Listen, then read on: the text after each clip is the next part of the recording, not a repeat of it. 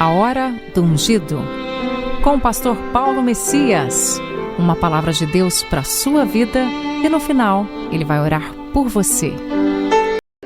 Olá, meus amados irmãos e irmãs, a quem eu saúdo com a graça e a paz do Senhor Jesus. Eu sou o pastor Paulo Messias, da Igreja Videira de Canaã, Goiânia, Goiás, Brasil, para o mundo, e é sempre com muita alegria que eu venho orar por você, porque eu fui chamado por Deus para ser um intercessor, para curar os enfermos, libertar os cativos e pregar o Evangelho da graça.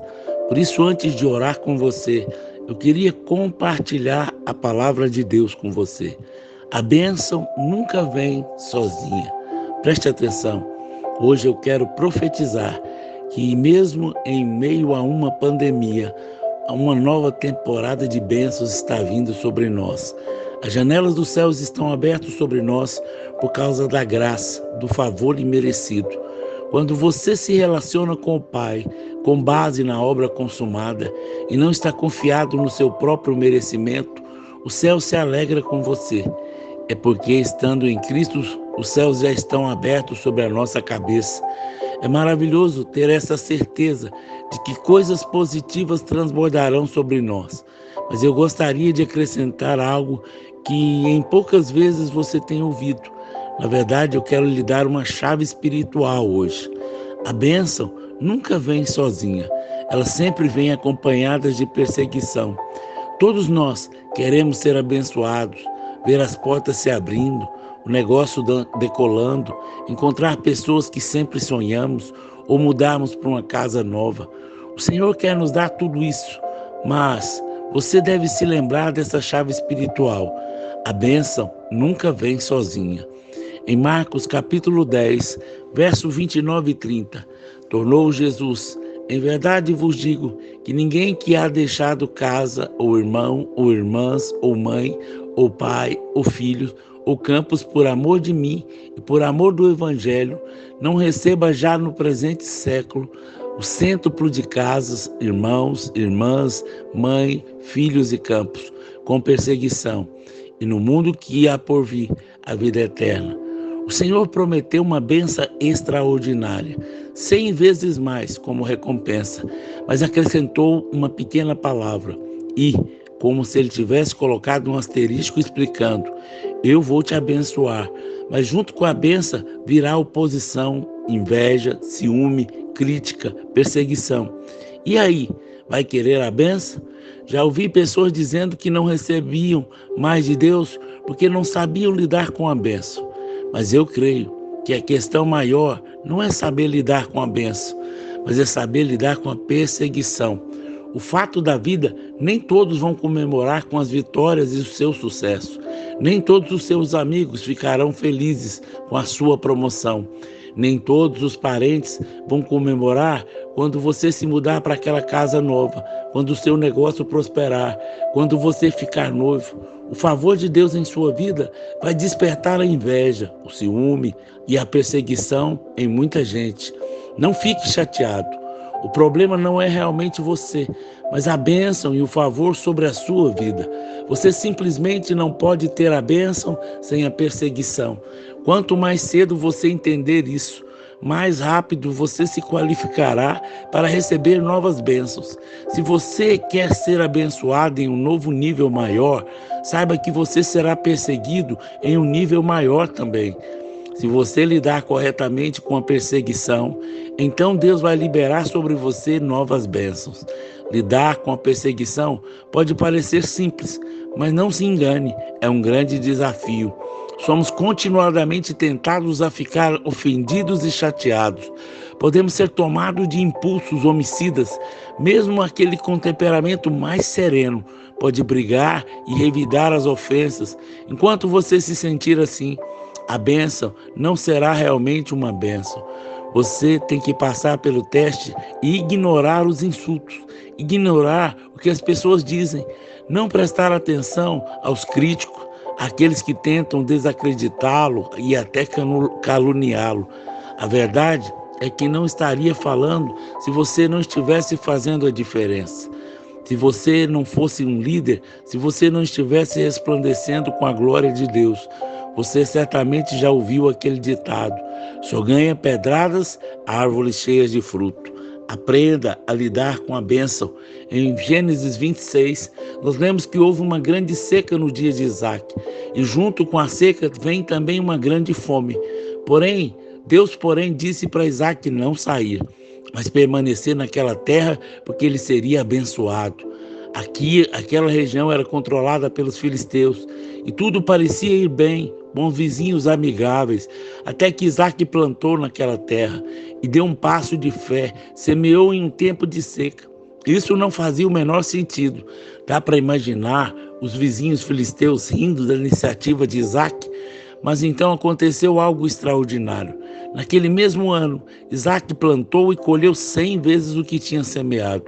Não é por acaso que o Senhor disse que receberíamos 100 vezes mais aquilo que semearmos na sua obra. Pense um pouco na dimensão da sua bênção. Isaac colheu em um ano o que os outros colheram em um século. Isso é bênção e favor numa medida imensurável. Hoje, nós vivemos um tempo de crise semelhante aos dias de Isaac. Eu creio que podemos experimentar prosperidade mesmo em tempos de pandemia, quando todos dizem que a economia está em crise. Mas você pode ser surpreendido com uma colheita extraordinária. Mas lembre-se, quando a bênção chegar, a perseguição vem junto. Em Gênesis capítulo 26, do verso 12 ao 15, semeou Isaac naquela terra, e no mesmo ano recolheu 100 por um, porque o Senhor o abençoava. Enriqueceu o homem, prosperou, ficou riquíssimo, pois possuía ovelhas, bois em grande número de servos, de maneira que os filisteus, que tinham inveja, por isso lhe entulharam os poços que os servos do seu pai haviam cavado nos dias de Abraão, enchendo-os da terra. Em meio da fome, Isaac foi muito abençoado. Ele se tornou um homem rico. Sua riqueza continuou a aumentar. Ele adquiriu grandes rebanhos de ovelhas, de gado e muitos funcionários. Ele foi abençoado em abundância. Mas no verso 14, diz que os filisteus ficavam com inveja. Onde houve o favor de Deus, ali havia inveja também para se manifestar. Não demora muito para que a bênção cause problemas. Eu não sei se os filisteus semearam e fracassaram na colheita, ou se mesmo nem tentaram plantar uma safra. O fato é que eles viram favor sobre Isaac. Os filisteus não tiveram problemas com Isaac, enquanto ele estava sofrendo junto com eles a falta de todas as coisas. Mas assim que Deus o abençoou, assim que o seu negócio decolou, assim que ele se destacou, eles se tornaram cheios de inveja e crítica. Eles pensaram que podia impedir o favor de Deus sobre Isaac, por isso resolveram entulhar os seus passos. Ezeque, em Gênesis 26:16, o rei dos filisteus disse a Isaac: você se tornou muito rico e poderoso para nós. Você tem que se mudar para outro lugar. Isaac poderia ter argumentado: não vou embora, isso é minha propriedade. Ele poderia ter partido para um conflito, começado a lutar contra os filisteus. Mas em vez disso, ele se mudou para o vale. Entendeu que a bênção vem com a perseguição. Os filisteus não conseguiram lidar com seu sucesso. O problema não era Isaac, era a bênção de Deus sobre a sua vida. Depois de se separar de Abimeleque, Isaac se mudou para Gerar. Mas o problema da inveja continuou. Isaac voltou a cavar poço, e o primeiro deles chamou Ezeque, que quer dizer contenda. O poço era de água nascente, ou água viva, vindo do original. É interessante que os filisteus disseram que o poço era deles. Quando nós entramos no mover de Deus, sempre haverá aqueles que dirão que é aquilo que não é nosso, mas aquele mover pertence a eles. Talvez porque no passado tenham bebido daquela fonte, mas depois o abandonaram. Quando vêm outros bebendo daquele mesmo poço, se sentem ciumados. Sabemos que a bênção é fruto do fluir do poço de Deus em nossas vidas. Aqueles que estão tomados de inveja tentarão bloquear o fluir com entulho. Entulho é tudo aquilo que um dia foi útil, mas agora se tornou desnecessário. É melhor não resistir ou confrontar o invejoso. Apenas se afaste dele. Há um princípio de separação na palavra de Deus. Há um tempo em que Abel teve que se separar de Caim. em que Abraão teve que se separar de Ló, que Isaac teve que se separar de Ismael, em que Jacó teve que se separar de Esaú, Davi de separar de Saul. Não devemos temer a separação. A realidade de cada um deve ser exposta. Isso é o que Davi fez quando seu pai o enviou para levar mantimento aos seus irmãos no campo de batalha. Davi queria saber qual seria a recompensa para quem derrotasse Golias, mas o seu irmão mais velho ficou com ciúmes e o acusou de muitas coisas. Você pode ver 1 Samuel 17, 28 ao 30. Qual a resposta certa para isso, pastor? Temos que fazer como Davi. Temos que dar as costas e ignorar quando as pessoas tentarem te criticar ou acusar. Não tente justificar. Não responda críticas, censuras, reprovações e mentiras. Vire as costas e ignore. Se as pessoas se chamavam de orgulho ou pretensão, na verdade é fé. Davi tinha uma boa opinião sobre Deus. A verdadeira humildade é baseada na fé. Mas o homem de Deus cheio de fé sempre será acusado de soberba pelos invejosos. Eu tenho visto isso na minha vida. Sempre que Deus quer me levar a lugares mais altos, irmãos se levantam para me acusar dizendo: sou pretensioso e presunçoso. Alguma vez disse que eu tinha crescido demais. Veja que loucura, o crescimento sendo reprovado e criticado. Sitina, o segundo poço de Isaac foi chamado de Sitna, que quer dizer inimizade. Não parece incrível o mover de Deus possa produzir inimizade? Mas esse é o fato. Se Deus move através de nós, a inveja pode chegar ao ponto de inimizade e perseguição. Quando Davi era adolescente, no campo de pastores, cuidando de ovelhas do seu pai, ele não teve muita oposição. Enquanto ele estava sozinho no campo, sem muita influência, ninguém criticava, nem tentava detê-lo. Mas depois de matar Golias, ele se tornou um herói, da noite para o dia. O rei Saul acabou mandando matar Davi para que esse fosse ao palácio e se tornasse o seu escudeiro. Um dia, Saul ouviu pessoas cantando: Saul matou milhares e Davi matou dezenas de milhares. Saul pensou: esse cara é mais popular do que eu. Saul ficou com ciúmes. Ele não conseguiu lidar com o sucesso de Davi. Um dia, enquanto Davi tocava a harpa para Saul, procurando fazê-lo sentir melhor, Saul pegou a lança e atirou em Davi, tentando matá-lo. Mas Davi se esquivou do ataque. Aprenda a se esquivar de ataques. Alguém lançou um insulto? Esquive-se dele. Tentaram te fazer mal? Desvie-se dele. Lançaram críticas e calúnias? Esquive-se delas. A perseguição é um sinal que podem ver o favor em sua vida. Saul não estava jogando lanças em nenhum dos seus homens. Ele viu algo especial em Davi. Continue fazendo a coisa certa. Quando fazem coisas erradas com você. Em certo ponto, Davi teve a chance de matar Saul. Ele o encontrou dormindo no deserto. Essa era a grande oportunidade de se vingar, mas Davi não quis. Ele sabia que Saul havia sido ungido rei e que não tocaria no ungido. Por fim, Saul foi morto em uma batalha e Davi assumiu o trono. Se você continuar se esquivando das lanças e permanecendo no caminho certo, com o coração correto, Deus mesmo cuidará dos seus Sauls. Você tem que chegar a um ponto em que não será atingido pela perseguição. Não se incomode com a inveja. Não se ofenda com as mentiras que disseram. E não perca o sono por causa daqueles que estão te atacando com lanças. Você sabe, é parte do pacote. Você não pode ser abençoado sem perseguição. Quando essas lanças começarem a chegar, significa que você está prestes a assumir o trono. Não está prestes a ver o favor de Deus de uma maneira, num nível que ninguém pode impedir o seu destino. Rebote. O terceiro poço que Isaac cavou chamou Rebote, que quer dizer amplidão, grande espaço. No terceiro poço, não contenderam, porque agora era notório que a bênção do Senhor estava com Isaac. Nós também não teremos a mesma experiência, havendo um momento que o mover de Deus será tão inquestionável, que todos terão que reconhecer que Deus é conosco. Quando mantemos o nosso coração correto, rejeitamos a raiva, o rancor, a amargura, nos qualificamos para um novo nível de bênção e favor. Esse será um lugar amplo e espaçoso com rebote.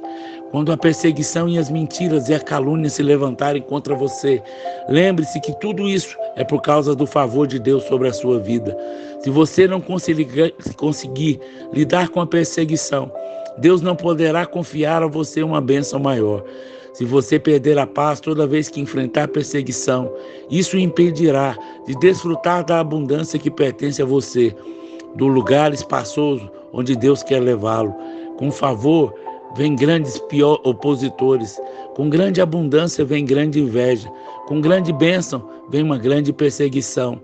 Devemos orar pelas bênçãos. Pai, me dê grande favor, uma grande influência, grande ideia, mas devemos adicionar essa oração. E o Senhor me ajuda a suportar a perseguição. Ajude-me a não tomar amargo e cheio de pensamentos de vingança. A medida da bênção será também a medida da perseguição. Não é por isso que Isaac experimentou uma das maiores bênçãos na sua vida. No meio de uma pandemia, contra todas as probabilidades, a Escritura diz que a sua colheita foi tremenda, 100 vezes mais do que ele plantou. Se parasse aí seria ótimo, mas a bênção veio a perseguição. Os filisteus se encheram de inveja. Seria muito bom receber a bênção sem problema, como todos felizes por você e sendo celebrado pelos amigos. Mas a verdade é que quando você receber uma grande bênção, logo alguém o perseguirá. Logo, um parente ficará com inveja, um colega de trabalho tentará lhe causar problemas. Isso porque nada para desencorajá-lo, mas prepará-lo para uma bênção ainda maior. Portanto, não fique amargurado e cheio de vingança. Apenas entenda que com a bênção vem a perseguição. Decida passar pelo teste. O que Deus começou, ninguém pode parar. Perceba. A partir de Gênesis 26, 28, a palavra diz que Abimeleque e os reis filisteus reconheceram o favor e a bênção de Deus sobre Isaac. Por isso fizeram as pazes com ele, fizeram uma aliança. Depois disso, os servos de Isaac encontraram os portos de Berseba, que quer dizer aliança ou juramento. O alvo final de Deus é que todos reconheçam a bênção de Deus em sua vida. Quando eles reconhecerem, precisamos nos abrir para eles e permitir que entre debaixo do favor também. Eu acredito que Deus está perto, prestes a liberar muitas bênçãos, maior influência, maiores recursos em favor de você que nunca viu. Mas para que isso aconteça, você tem que ser capaz de lidar com a bênção. Você pode até chegar ao ponto em que você não se incomode com a perseguição. Você fica bem com as pessoas que não gostam de você. Você não deve ficar na defensiva quando as pessoas não te apoiam, não estão ao seu lado. Você se mostrar a Deus que pode lidar com a bênção. Ele abrirá portas que você nunca poderia abrir. Ele fará que a oportunidade, as pessoas certas venham até você. O favor vai te empurrar para lugares mais elevados. Receba essa bênção. Nessa hora, eu quero orar pela restauração dos casamentos. As pessoas que estão separadas, divorciadas. Eu oro pelo José Coutrinho, pela Guiomar, pela Rainara, pelo Everson, pelo Celso, pela Amanda, pelo Ricardo e pela Marcela, pelo Ricardo e pela Érica, pelo Rubem Júnior, pela Aline Nogueira, pela Carol. Eu oro pelos casais que não podem ter filho, Juliano, esposa, Ricardo e Táfnis, Wesley, esposa. Vamos orar? Pai, em nome de Jesus, teu Filho amado, graças te damos, Pai, por essa palavra tão poderosa, que gerou no nosso coração fé, que gerou no nosso coração alegria, que aonde ela chegar, as pessoas recebam essa bênção, recebam essa palavra, recebam fé no seu coração, que haja restauração do casamento, que haja restauração na sua família, que haja, Deus, provisão em todas as áreas.